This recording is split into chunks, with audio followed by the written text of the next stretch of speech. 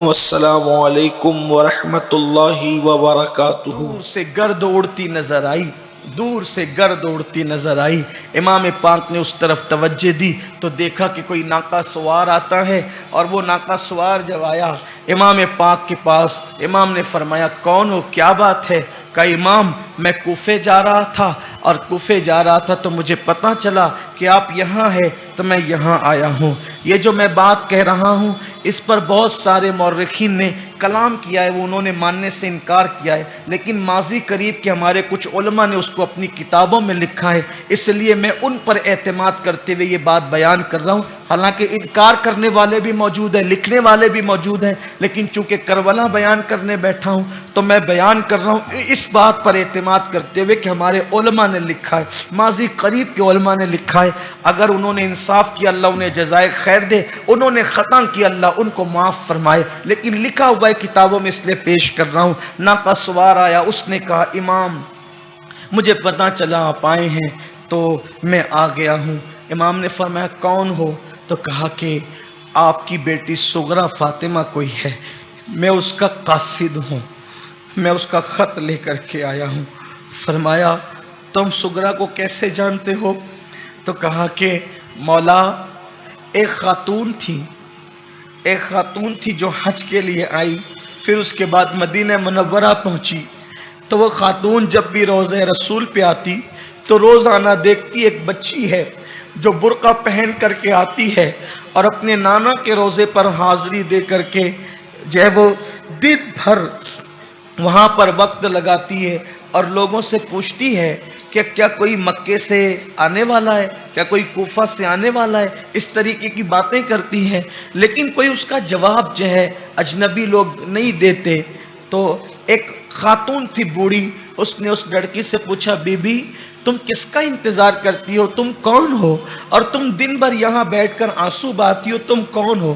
تو کہا کہ میں حسین ابن علی کی بیٹی ہوں، میرے بابا مجھ سے یہ کہہ کر کے گئے تھے کہ بیٹی ہم مکہ جا رہے ہیں، ان دنوں میں بیمار تھی تو اب میری طبیعت ٹھیک ہو گئی ہے، انہوں نے کہا تھا کہ ہم تمہارے بھائیوں کو بھیج کر تمہیں بلوا لیں گے، لیکن وہ گئے، اس کے بعد سے ان کی کوئی خبر نہیں، سنا ہے کہ کوفہ گئے ہیں لیکن کوئی عطا پتہ نہیں ہے، کہیں ان کا ٹھکانہ نہیں ہے کہ میں پوچھوں معلوم کروں۔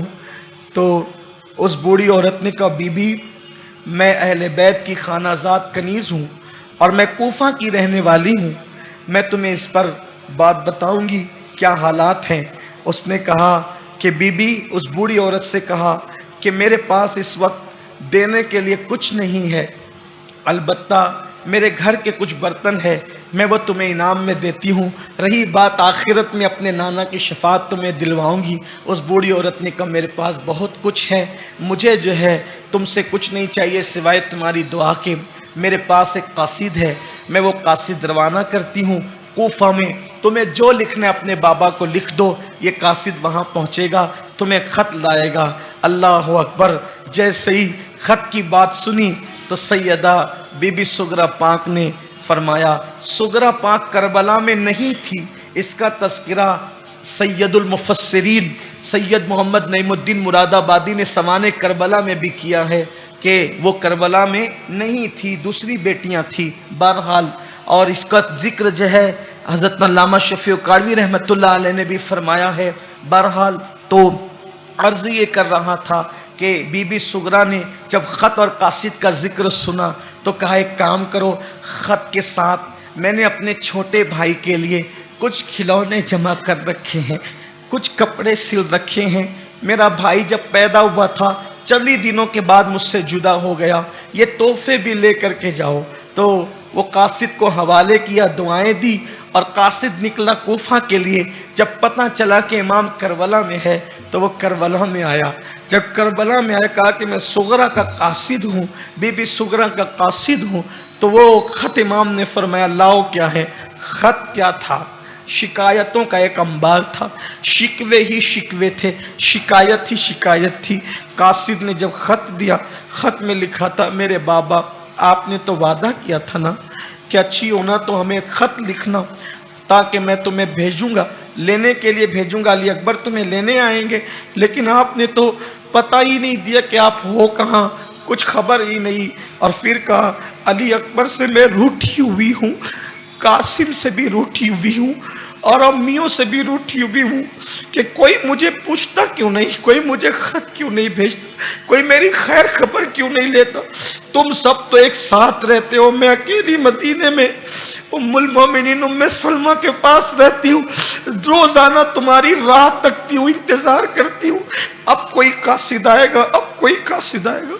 میں نے کچھ کپڑے علی اصغر کے لیے سل رکھے، البتہ میری طرف سے اصغر کو تحفہ دے دینا، اصغر کو میری طرف سے پیار کرنا، اور پھر مجھے جلدی سے لینے کے لیے بھیجنا۔ خط کا ایک ایک لفظ پڑھا جا رہا تھا اور خاندان نبوت کی آنکھوں سے آنسو تھے، لوگ گویا کہ آنسوؤں سے اپنے چہرے کو دھل رہے تھے۔ امام پاک نے کہا سکرا، اب تو اپنے اس بھائی سے ناراض،